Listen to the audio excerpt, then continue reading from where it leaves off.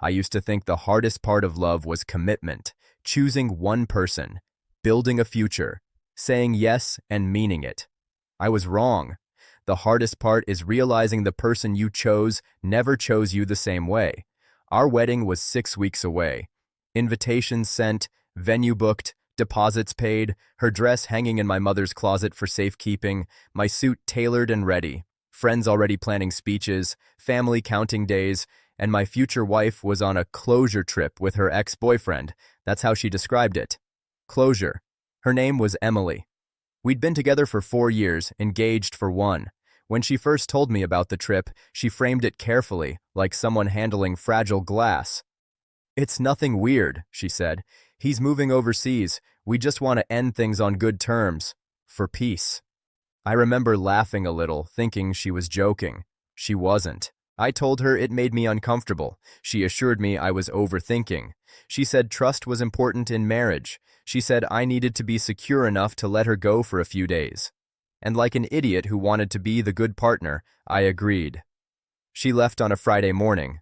A beach destination. Shared hotel. "Separate beds," she promised, smiling as she kissed me goodbye. "I love you. Don't be dramatic." The house felt wrong the moment she left. Too quiet, too empty. I tried to distract myself with work, gym, wedding tasks, but every time my phone buzzed, my chest tightened. The first day she sent photos, ocean, drinks, sunset, nothing suspicious. She didn't mention him, but I knew he was there. Every smile felt staged, like proof she wanted me to see. The second day, the messages slowed. "Busy day. Phone dying. Talk later." That night, I couldn't sleep. I stared at the ceiling, imagining conversations I wasn't part of. Memories they shared that I could never compete with. The past resurfacing in ways I couldn't control. On the third day, the truth arrived without asking. I wasn't snooping. A mutual friend messaged me. "Hey man, this might be awkward, but are you and Emily still getting married?" I replied immediately. "Of course. Why?" There was a pause. Then a photo. It was Emily, on the beach, wrapped around him, his hands on her waist, her head on his chest. Not a friendly pose, not accidental, intimate, comfortable, familiar.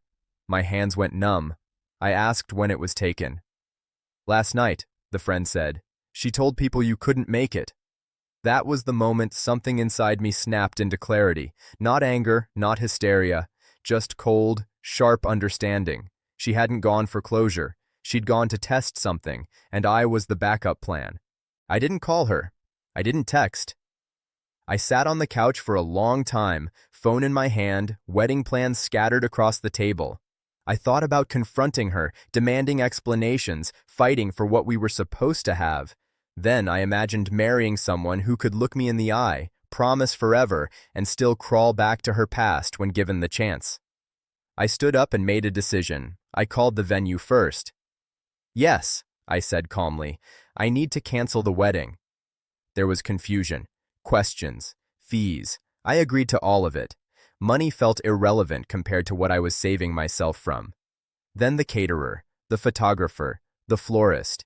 Each call felt surreal, like I was dismantling a life I had already stepped into. Next, I called my parents.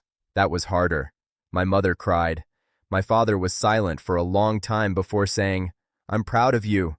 Then I sent one message to Emily. "I know, the wedding is canceled. We'll talk when you're back." She replied within seconds. "What do you mean you know? Who told you? It's not what it looks like." I turned my phone off. The next few days were brutal and strangely peaceful at the same time. Friends came by, some were angry on my behalf, some tried to play mediator, some didn't know what to say. I focused on logistics, returned gifts, closed shared accounts, removed her name from anything I could. When she came back, she went straight to my parents' house, where she assumed I'd be. I wasn't. She found me at the apartment, surrounded by half-packed boxes. Her face crumpled the moment she saw me. She cried, apologized, swore nothing really happened, said it was a mistake, said she panicked about marriage, said she realized on the trip that she wanted me, not him.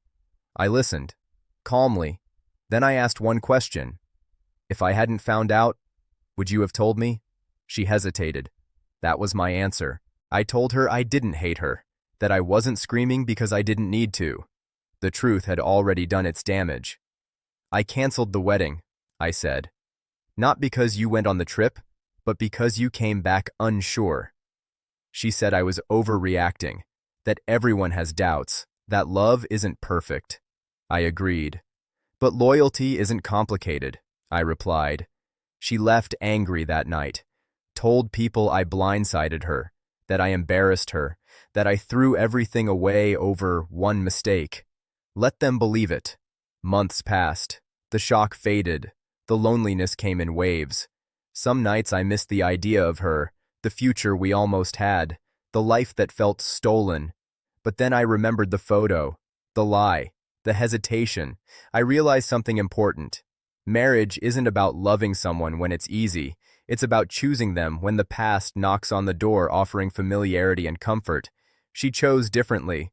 Last I heard, she tried to reconnect with her ex. It didn't last. Apparently, reality didn't match the nostalgia.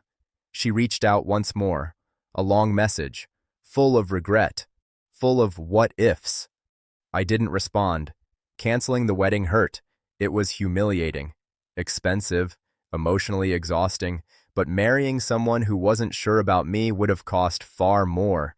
Sometimes the bravest thing you can do isn't walking down the aisle, it's walking away before you say, I do, to a life of doubt.